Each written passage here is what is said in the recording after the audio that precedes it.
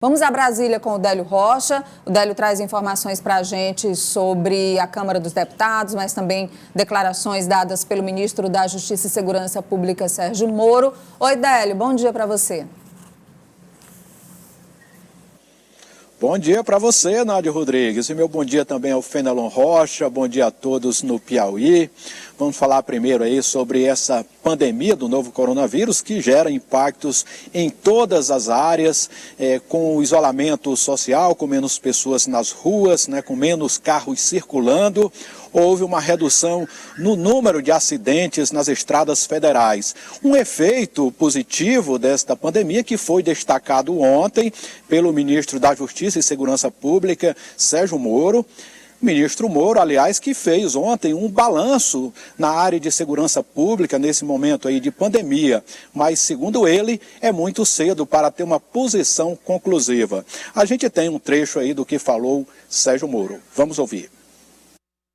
Pelo menos um efeito colateral que é positivo, que é uma queda, em decorrência também da diminuição do transporte rodoviário, dos acidentes e dos óbitos no âmbito das rodovias federais. Acidentes, por exemplo, caíram 28% em comparação de 11 de março a 12 de abril. Acidentes graves, menos 23%, menos 30% de pessoas feridas e menos 7% dos óbitos. Isso também tem um efeito salutar no sentido de diminuir a pressão do atendimento médico, inclusive em UTIs, dessas pessoas que sofrem, infelizmente, esses acidentes. Uma questão que ainda nós não temos como conclusiva é, por exemplo, se a atividade criminal durante essa pandemia, o que vai acontecer com ela? Ela vai ser reduzida? Ela vai aumentar?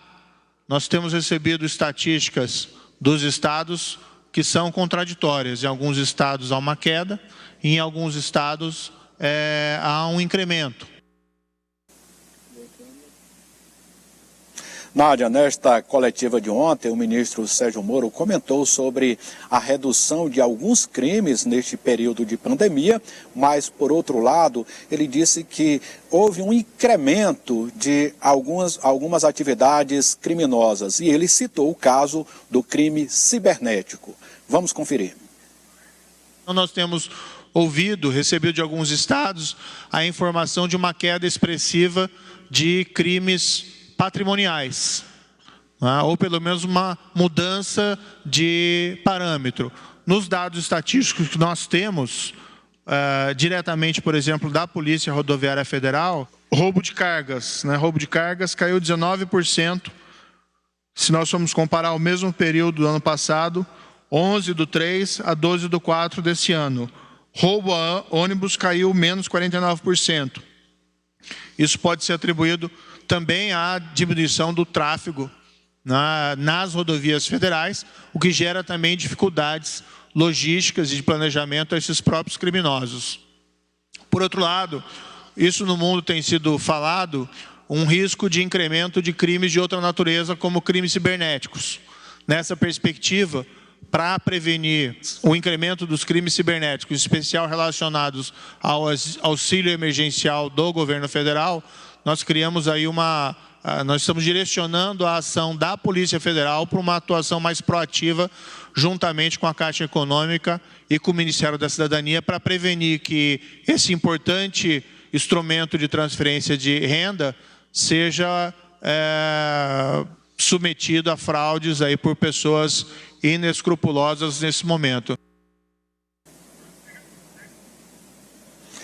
Nessa coletiva de ontem, o ministro Sérgio Moro também falou sobre o risco de contágio dentro do sistema prisional brasileiro. Ele falou que já há registro de casos envolvendo presos no Pará, no Ceará e também no Distrito Federal.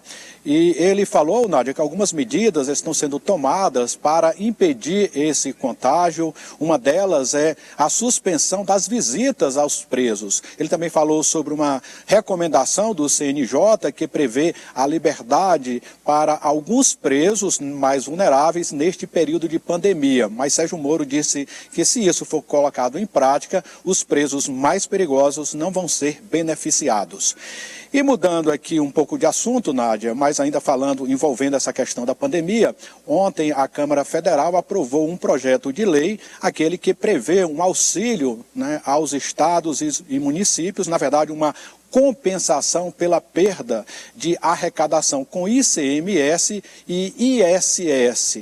Esse auxílio vai beneficiar os estados por um período de 6 meses, de maio até outubro, sempre então repassando, a União então vai repassar aquilo que os estados vão perder com a arrecadação desses impostos, isso na comparação com o que foi arrecadado em 2019. Vamos conferir um trecho aí do deputado Rodrigo Maia falando sobre esta proposta. Essa fala dele aconteceu um pouco antes da votação na Câmara, mas ele resume bem o que é esse projeto. Vamos ouvi-lo.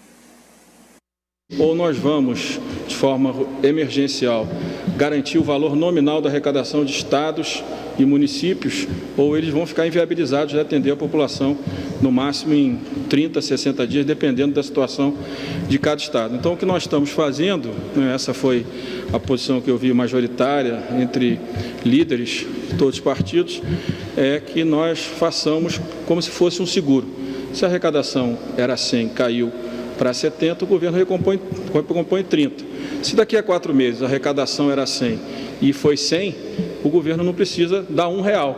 Ninguém está querendo que o governo dê a mais do que foi a arrecadação nominal. Então, o que nós estamos propondo é exclusivamente, essa foi o diálogo com os líderes e com o relator, a proposta do relator vai ficar limitada à garantia, ao seguro garantia de arrecadação, para que os estados e municípios possam continuar atendendo a população na saúde em outras áreas, Tem segurança pública, tem área de assistência social, então a gente precisa, e o único ente que tem condição de fazer isso é o governo federal. O ICMS tem um impacto maior, então nós fizemos exatamente no período, pelo menos essa é a ideia do relator, vamos agora esperar a decisão do plenário, que fique no período exatamente da projeção da crise pelo ministro da Saúde, que vai abril, maio, junho, julho, agosto, e setembro começa a cair.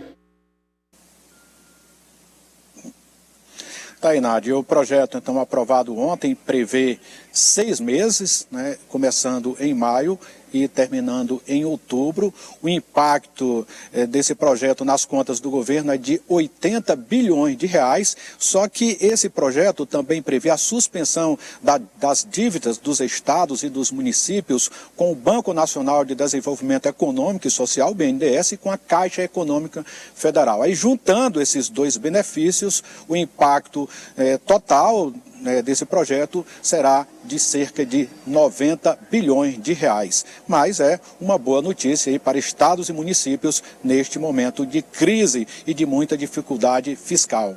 Nádia.